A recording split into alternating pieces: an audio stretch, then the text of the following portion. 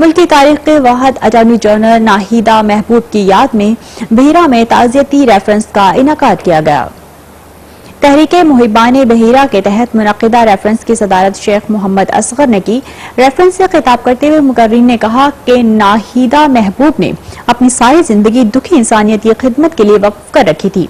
उनका कहना था कि नाहिदा महबूब इलाके की 300 गरीब खवातीन को माहाना वजीफा देती थी, जिसका आज से पहले किसी को इल्म न था। मुकर्रिर का कहना था कि मरहुमा की इंसानी हकूक के लिए की जाने वाली जदोजहद को रहती दुनिया तक याद रखा जाएगा।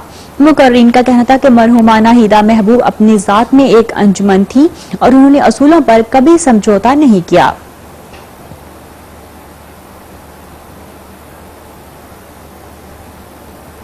सरगोदा में अक़लियत बरादरी के